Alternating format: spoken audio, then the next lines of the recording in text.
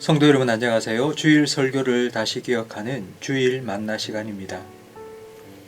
하나님께서는 창세기 18장에서 아브라함을 택하신 목적을 말씀해 주십니다. 우리가 잘 알고 있듯 하나님께서 모든 민족이 아브라함을 통해 복을 받도록 축복의 통로가 되게 하시려고 아브라함을 선택하셨습니다.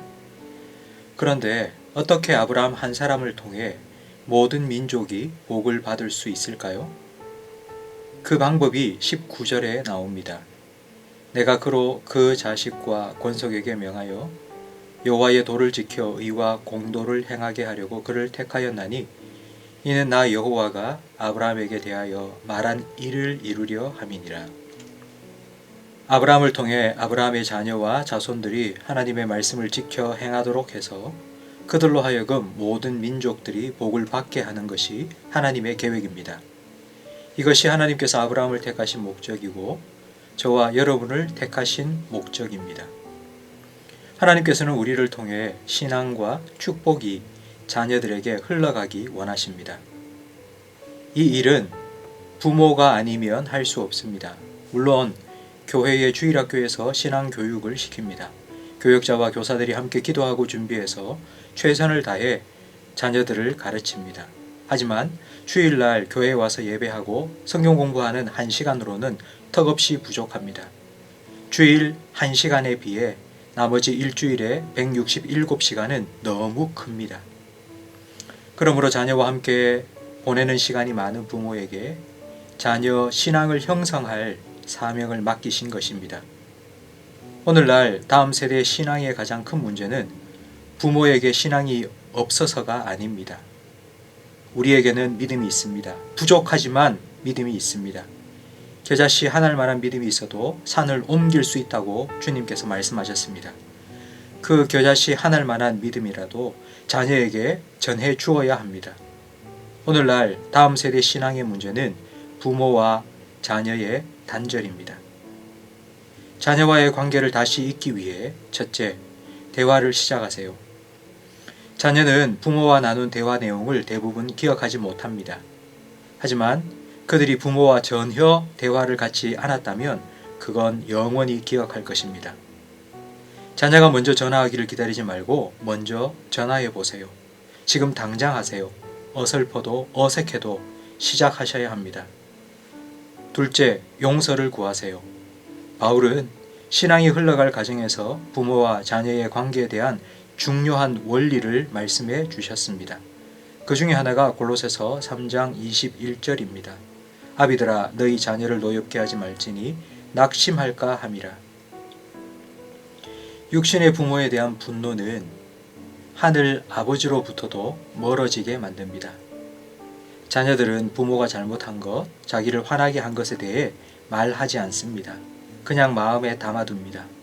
마음에 담아둔 것은 마음에 담이 됩니다. 자녀들 앞에서 부부싸움 하셨습니까? 자녀가 힘들어할 때 함께 기도하지 않고 세상적인 방법으로 해결하려고 하셨습니까? 이것들이 다 용서를 구해야 할 일입니다. 먼저 막힌 담을 허무시는 평화의 주님께서 회복의 은혜를 베풀어 달라고 기도하시고 찾아가서 만나서 용서를 구하세요. 세 번째, 시간을 내세요. 우리는 자녀를 사랑합니다. 내 모든 것 아낌없이 내어줄 정도로 사랑합니다. 내 생명을 다하여 사랑합니다. 그렇다면 여러분 생명의 한 조각인 1시간부터 자녀에게 주세요. 1시간 시간을 내어서 함께 걷고 함께 이야기하고 함께 밥도 먹으세요. 넷째, 계속 노력하세요. 한두 번 해보고 해도 안 되네 하고 포기하지 마세요. 성경이 말하는 사랑은 오래 참고 모든 것을 견디는 것입니다. 성경에 보면 하나님께서 자신의 이름을 말씀해 주십니다. 그 이름 중에 하나가 아브라함과 이삭과 야곱의 하나님입니다. 그런데 왜 하나님께서는 자신을 아브라함과 이삭과 야곱의 하나님이라고 알려주셨을까요? 아브라함, 그의 아들 이삭, 또 그의 아들 야곱, 이렇게 3대의 하나님이 되기 원하셨기 때문입니다. 할아버지의 하나님, 아버지의 하나님이 나의 하나님이라고 고백하는 신앙을 원하시기 때문입니다. 이를 위해 19절 말씀처럼 우리를 택하여 주셨고 우리에게 자녀들을 맡겨 주셨습니다. 창세기 18장 19절 말씀을 다시 한번 읽겠습니다. 내가 너로 너의 자식과 권속에게 명하여 여호와의 도를 지켜 의와 공도를 행하게 하려고 너를 택하였나니. 하나님께서 여러분을 통해 여러분의 자녀와 손자들에게 믿음과 축복이 흘러가도록 여러분을 택하셨습니다. 먼저 우리와 자녀와의 관계가 회복되어야 합니다. 하나님과의 관계 못지않게 자녀들과의 관계도 중요합니다. 이야기를 시작하세요. 용서를 구하세요. 오래 참는 사랑을 하세요. 한두 번 해보고 안 되네 포기하지 말고 계속 하세요. 하나님께서 세대 간의 관계를 회복시켜 주시고 약속하신 대로 믿음과 축복도 흘러가게 하실 것입니다.